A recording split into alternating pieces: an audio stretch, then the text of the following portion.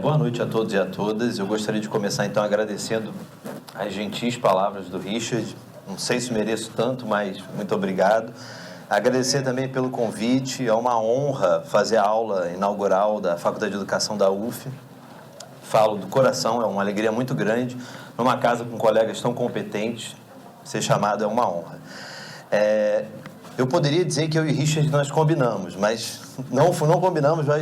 Eu mudei muito a minha fala. Eu tinha uma fala que eu ia mudando alguns detalhes, mas ela era a mesma há bastante tempo. Eu hoje refiz tudo do zero. E o argumento que eu usei para isso, além de ser uma ocasião especial, pensando um pouco no que o Richard acabou de falar e também em casos recentes que aconteceram. Acho importante primeiro dizer, o Escola Sem Partido é um movimento que foi criado em 2004 pelo advogado Miguel Najib e vem atuando desde então. Vou falar sobre alguns marcos na sua história, mas o programa Escola Sem Partido, que é o projeto de lei, ele surge em 2014, graças à atuação do deputado estadual do Rio de Janeiro, Flávio Bolsonaro, que entra em contato com o advogado Miguel Najib e pede para que ele formule um projeto de lei.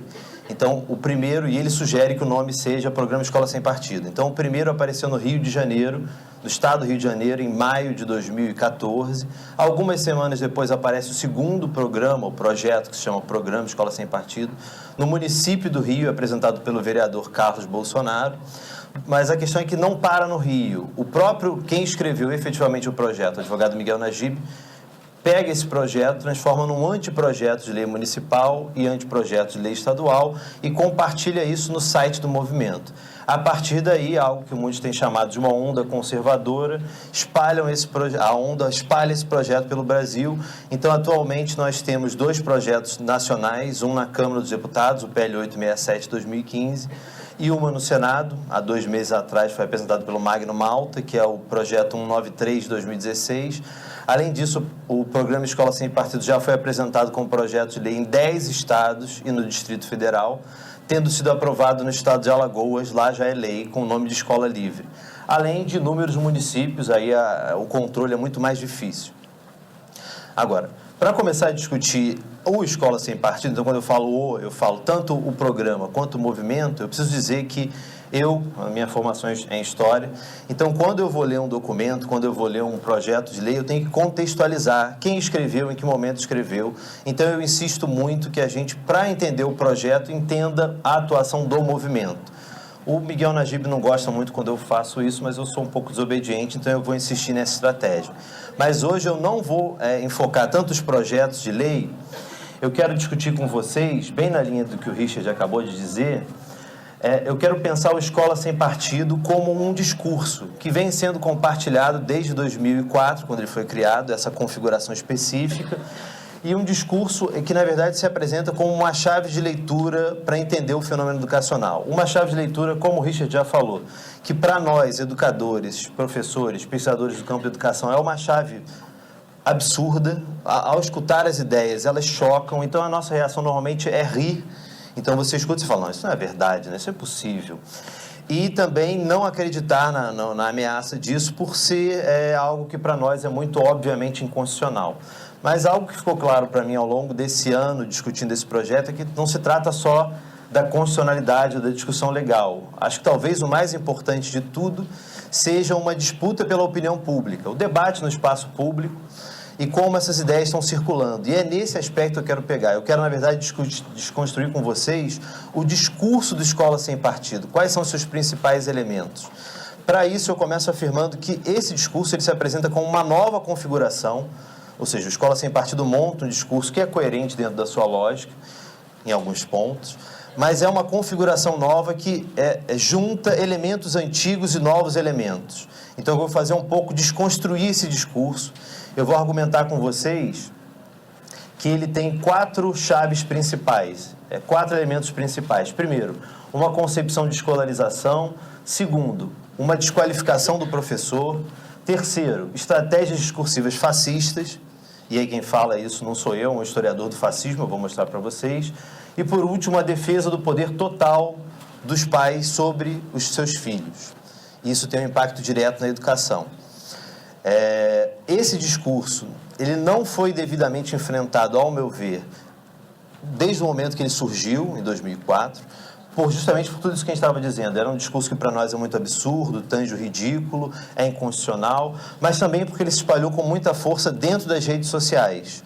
E muitos de nós não consideravam, olha, memes e debates numa página.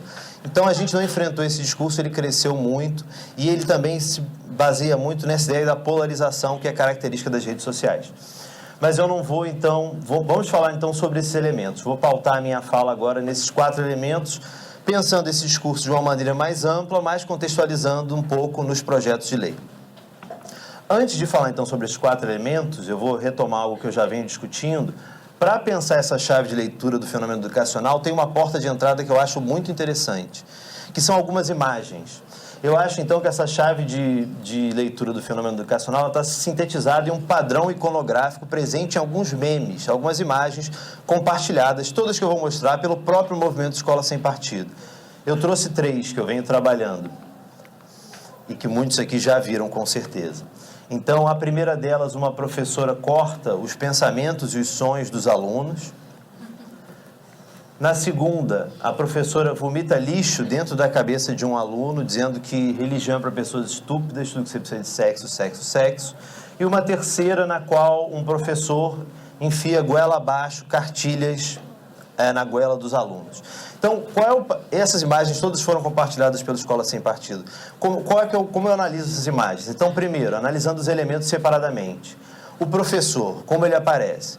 Então, o professor, normalmente, ele está de vermelho, ou então ele tem uma estrela do PT na sua roupa, é um adereço constante.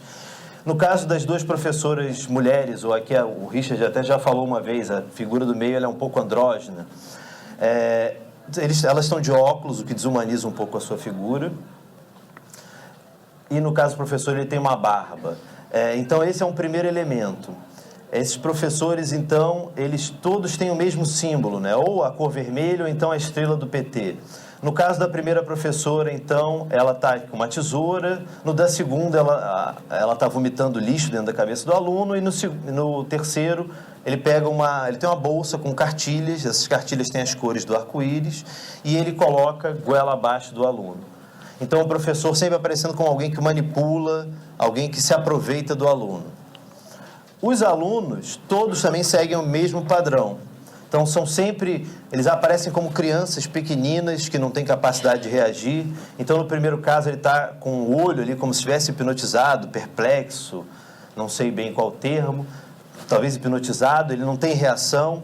No segundo caso, e aí é bastante interessante esse segundo caso, tem escrito na camisa dele jovem inocente, é algo bastante explícito. E ele tem a cabeça aberta. Essa cabeça aberta, ela mostra para a gente que é como se o professor pudesse colocar qualquer coisa na cabeça do aluno, porque ela está ali aberta, e se ele quiser vomitar ou inserir qualquer elemento, está lá para isso, né? E no terceiro, de novo, o mesmo padrão, uma criança pequenininha indefesa, e nesse caso ele também está com o olho arregalado e ele está chorando porque o seu olho está ficando com as cores do arco-íris. Então, o aluno totalmente passivo, isso a gente vai ver ao longo de toda essa fala, esse é um elemento, por isso que eu acho essas imagens muito significativas. E, por fim, pensar a relação, a ação, né, do professor, já que o aluno só reage, ou nem reage, né, ele está passivo. Então, no primeiro caso, a professora corta os pensamentos e os sonhos dos alunos para que eles pensem apenas uma mesma coisa, o símbolo da foice do martelo que ela está pensando. No segundo caso, a professora vomita lixo dentro da cabeça do aluno, dizendo religião é para pessoas estúpidas, tudo que você precisa de sexo, sexo, sexo. Não é uma referência à discussão de gênero, vou voltar a isso. E, por fim, de novo, outra referência à discussão de gênero, ele enfia goela abaixo do aluno a cartilha. Então, esse padrão, o professor manipulando, na verdade, a relação é quase uma violência, o professor violentando o aluno e o aluno passivo. Dito isso, então, eu passo para a análise desses 4 elementos. O primeiro deles, a concepção de escolarização. E notem que eu não falei concepção de educação e de escolarização. Por quê? Então, com relação à concepção de escolarização, nós temos um primeiro elemento que é a afirmação, ou afirmativa, de que o professor não é educador. Então, por isso que eu não coloquei concepção de educação, mas de escolarização. Onde é que a gente pode perceber isso? Eu vou usar muito aqui a página do site do Escola Sem Partido e a página de Facebook. Então, eu também já tenho falado bastante sobre isso, eles têm uma biblioteca politicamente incorreta no site, no qual eles indicam apenas 4 livros. 2 deles são os livros da História Politicamente Incorreta do Brasil e da América Latina. E o primeiro deles é esse aqui, O Professor Não é Educador. Qual é a tese desse livro? Uma dissociação entre o ato de educar e o ato de instruir. O ato de educar seria a responsabilidade da família e da religião. Então o professor teria que se limitar a instruir, que no discurso deles é transmitir conhecimento neutro, sem falar de valores, sem mobilizar valores e sem discutir a realidade do aluno. Vou mostrar mais dados para corroborar essa leitura. Então, o segundo ponto, não se pode falar sobre a realidade do aluno. O projeto Escola Sem Partido, e agora eu falo do projeto de lei, usando como referência o PL 867/2015, que está tramitando na Câmara dos Deputados, ele se propõe, esse é um primeiro elemento de inconstitucionalidade, ele se propõe a proibir uma prática, aliás, 2, eu vou falar só de uma por enquanto, a prática da doutrinação ideológica em sala de aula, política e ideológica, se eu não me engano. Agora, em nenhum momento do projeto eles definem o que seria essa tal dessa doutrinação ideológica, o que já é um elemento de inconstitucionalidade, como proibir uma prática sem defini-la claramente. Mas, se nós formos no site, nós encontramos uma definição bem clara. Então, eles têm aqui 2 ícones. Um é flagrando o doutrinador, que é esse que eu vou ler com vocês alguns elementos, e planeja a sua denúncia, no qual ele explica para o aluno como fazer a sua denúncia, anotando o dia, o horário e coisas assim. Então, no texto flagrando o doutrinador, que está um pouquinho claro, eu vou pular então isso aqui e vou logo para o que interessa, o texto não passa de uma lista de atividades que o aluno deve ficar atento para reconhecer o professor doutrinador. Então, aqui a gente tem alguma definição do que seria essa prática. Então, você pode estar sendo vítima de doutrinação ideológica quando seu professor, primeiro item, se desvia frequentemente da matéria objeto da disciplina para assuntos relacionados ao noticiário político ou internacional. Então, uma dissociação entre o que é a matéria e o que está acontecendo no mundo, na realidade do aluno. Uma afirmativa de que o professor não poderia discutir essa realidade, ele teria que se ater à sua matéria. E nós sabemos que isso, na prática, é impossível. Dialogar com a realidade do aluno é um princípio educacional estabelecido para tornar o ensino das disciplinas significativo. Então, aqui não tem nem muito o que argumentar, né? Adota ou indica livros e publicações e autores identificados com determinada corrente ideológica.